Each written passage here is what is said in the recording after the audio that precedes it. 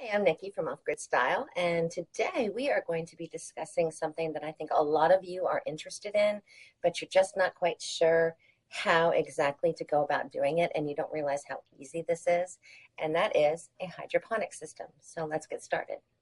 So why would you want a hydroponic system? That is probably something you're wondering about, and there are a myriad different reasons why you would want one. The main one being that I can grow pretty much 99% of produce or herbs any time of year in a controlled environment without having to worry about pests, how I'm going to treat those pests, what's going into the dirt that my plants are in, any type of harsh rainfall or not enough rainfall. All of those conditions that are issues when you plant anywhere outdoors are no longer a problem. A hydroponic system can provide you with year-round food, literally. It's another way to have food that you enjoy and food that's going to feed your family in times when you can't grow food or in an emergency situation, because this does not require a whole lot of power, which is a good thing. The average for what like I have here, this is my smaller one, which is 12 pods, to run the grow light, to run the pump that's inside of it, and everything that has part of it, and the timer, there's a timer on there too, is about 700 watts for a full day. That's pretty manageable with most solar panel systems that are out there.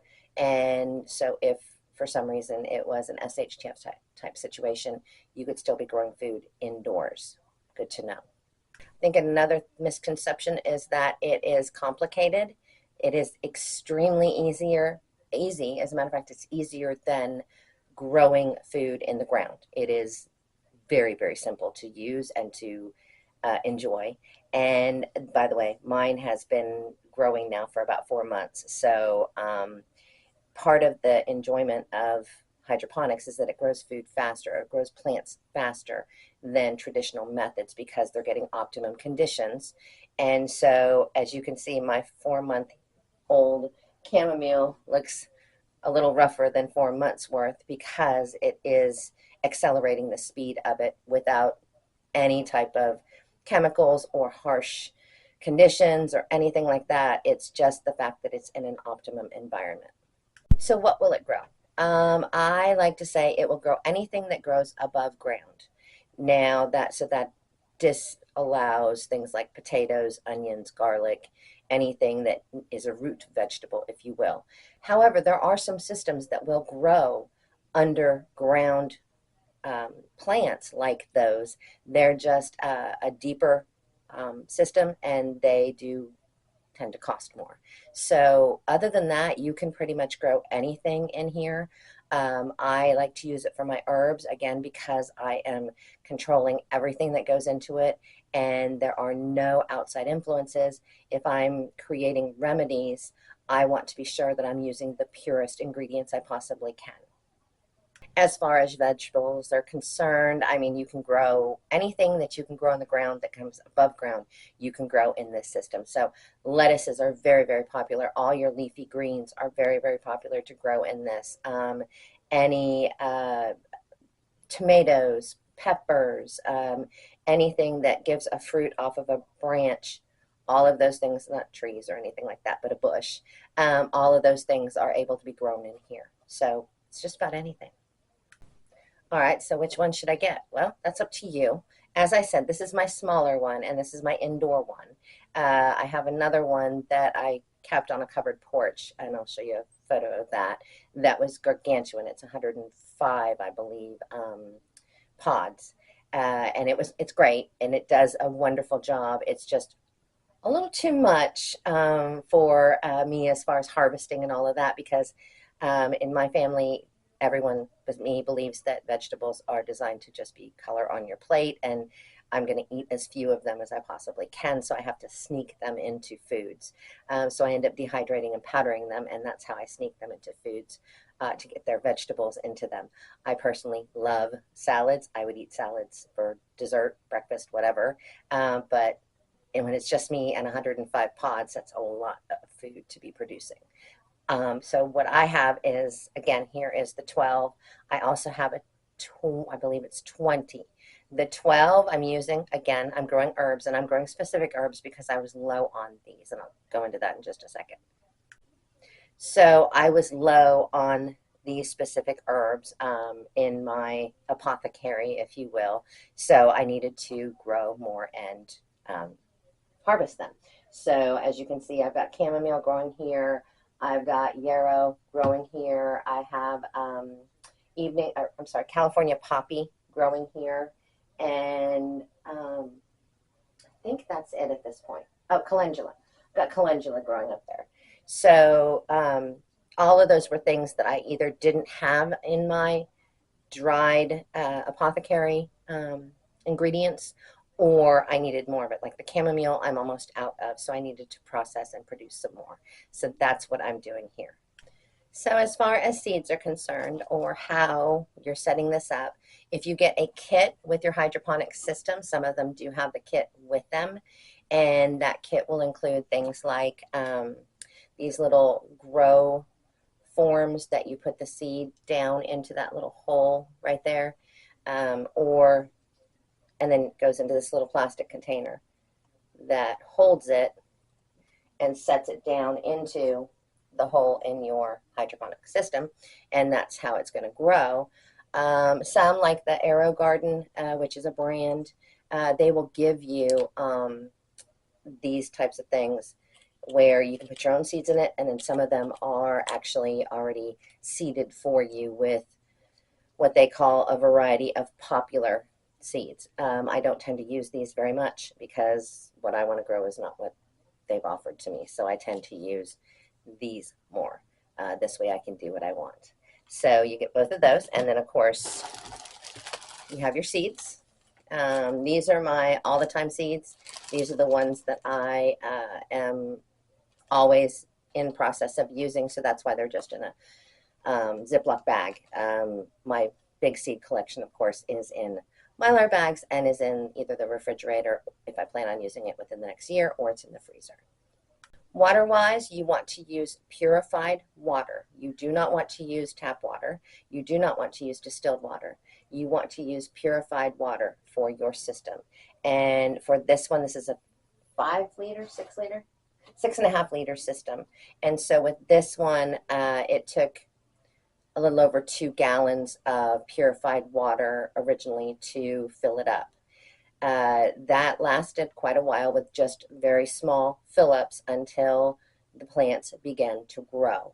Once the plants got above, this far, it started sucking up that purified water a lot more. I'm going through roughly at this stage with the size of them, I'm going through about a gallon, a half gallon or so of, gallon of water a week. There we go. As for one other important tip on the water, buy the water in advance or produce it in advance. If you want to purify your own water, you can do that.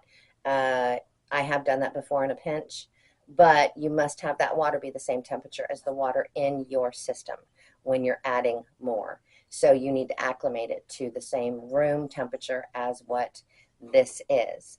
If you pour it in and it's too cold, your plants will go into shock and you could lose them. If you pour it in and it's too hot, same deal. So make sure that you always have a consistent temperature between what you're adding and what's already in there.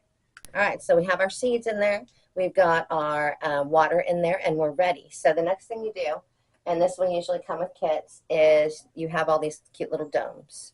And these domes are designed to help intensify the germination process, if you will, once you put your seed in there. And most of your seeds will germinate in about half the time that the package says they will. Some will take a little longer, but about half the time. And a lot of these seeds are super small, so you got to give them time to grow up that plastic area to get up to the top where you can see them. And you will leave these domes on until the plant just about hits the top of the dome. You may lose some seeds. Don't wig out about it. You may have some that don't germinate. That's life. Same thing happens when you put them in the ground. So if it's just been a week or two, then I'll go ahead possibly and put additional seeds in there to try to get that one germinated, because I want that plant. If it's been longer than a few weeks and there's no germination, then I just go ahead and cap it, like this one right here. I cap it and just leave it. You don't want to have holes in your system, because that's how more algae and junk and all that stuff gets in there. So the more secure and closed off you can keep it, the better.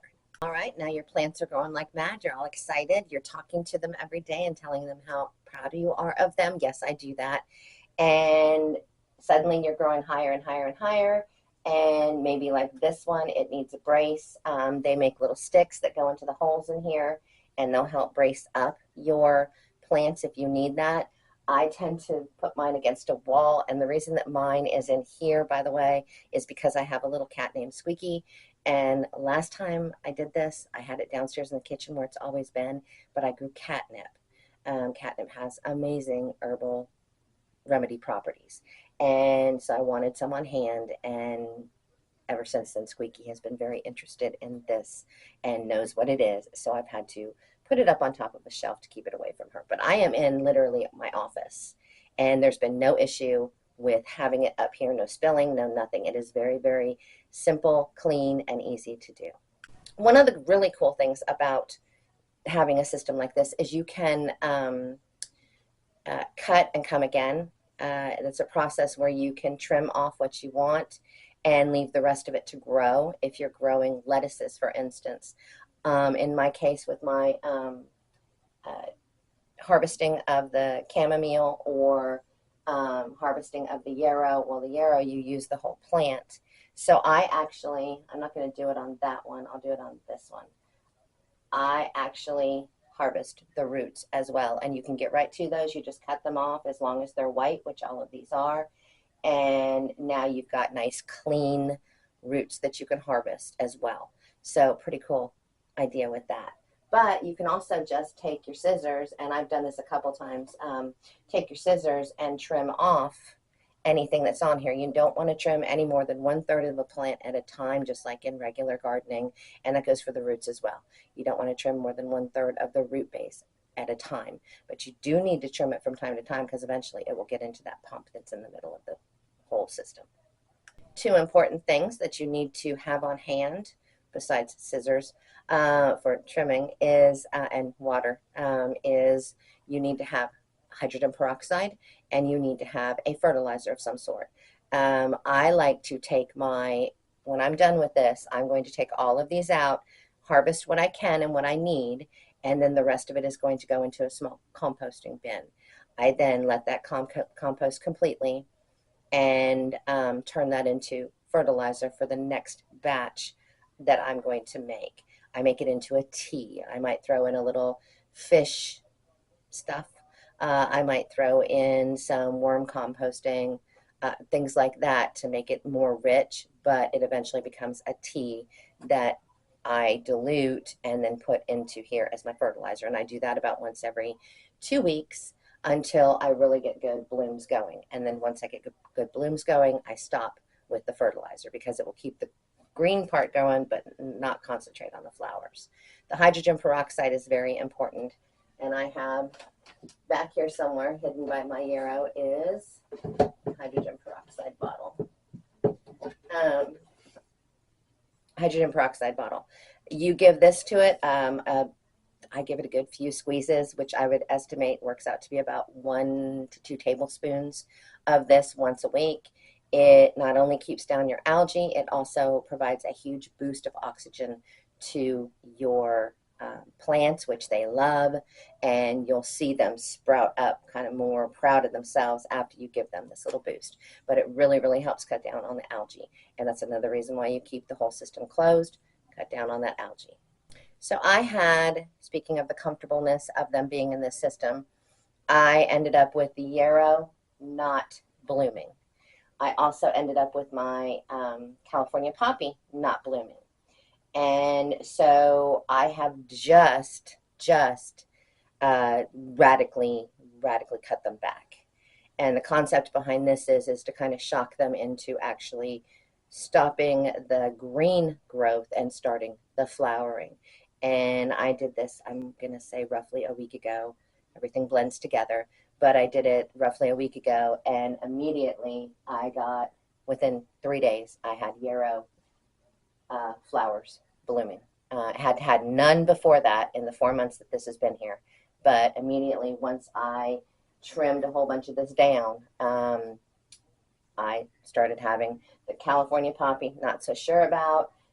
She is finally going up instead of out, which is what she was doing before. So, and that could be a lot of different reasons. This is my first time growing California poppy. So I will try it again on the next batch. So annuals versus perennials, up to you. Just remember that if you do an annual, it may really be a short season. If you do a perennial, it's going to be there as long as you want it to be there. And I would suggest serious pruning if you're doing a perennial to keep it small enough to be manageable in this system. You can't see it right now, but you can kind of see my calendula is literally over a foot above this and still flowering up there. So it is entirely up to you how you want to use this. Again, like I said, you can grow any type of fruit or vegetable that you could grow in the ground that is small enough to be accommodated in here. And I do also recommend that you leave that space in between. Don't plant every single pole, because as you can see, these things start to bloom out and they start to take up a lot of space, and they start, another reason this poppy didn't do very well to begin with is because it was being covered up by these larger plants that grew faster, and the poppy wasn't getting enough light. So I moved her position so that hopefully she would get more light, and sure enough, she's sprouting up again. So I still have hope for her yet. So perennial versus annual, your choice. And finally, when are you done? You're done when you want to be done. I will continue to collect from these plants until I have a good sized jar dehydrated, like a quart sized jar dehydrated of the chamomile and the yarrow. You pretty much collect everything from. So the leaves, the stems, the flowers, roots, the whole entire shooting match does something medicinally. So that one's going to be an easier one to harvest. But as far as the chamomile is concerned, I will just keep harvesting it until I get that full quart jar of dehydrated. And then at that point, I will probably wipe the whole thing out and start over again with a whole new batch of seeds. So when you're done, and also when you're doing that cleaning every month or so, you definitely want to not use anything strong to clean with. I use the hydrogen peroxide. Go ahead and put that on a sponge and wipe that all around the whole interior. I will rinse out the pump with it, rinse out the sponge with it. Yes, it's hydrogen peroxide. I'm going through quite a bit of it, but it's also like $1. So it's not like I'm spending a ton of money. And that's what I'll do at the end. Once I clean all this out, you will throw your little pods away. They're done. And you'll throw those away. And you'll have new ones, and you can get more of these as well. It's not like you only get one batch and you can never have more. And you can keep this going all year round. All year round, whatever your choices are as far as herbs versus regular vegetables, or if you want to have this as an herb garden next to your, in your kitchen that you can pick fresh, there's that. All of those things are things that you can do with this system.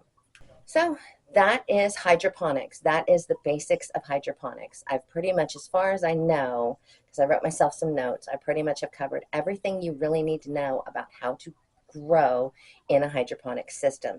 And again, this is, herbalism versus it can also be for survival uses, because as I said, it's not going to use a ton of power or wattage. So you could run this off of a solar battery and do it pretty easily. And I highly obviously recommend it, and I do it all the time. It's not like this is just a one-off for me. I just had to move it upstairs, as I said. But I do it all the time. I'm constantly growing things in this, and I'll probably give it a couple weeks, and then I will start, while I debate on what I need to refill, or if I want to try something new, and then I'll go ahead and start all over again.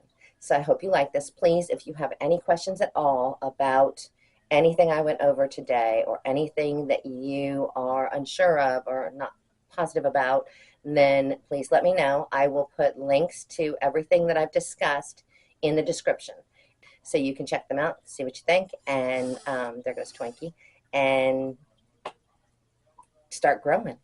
Thanks very much for watching.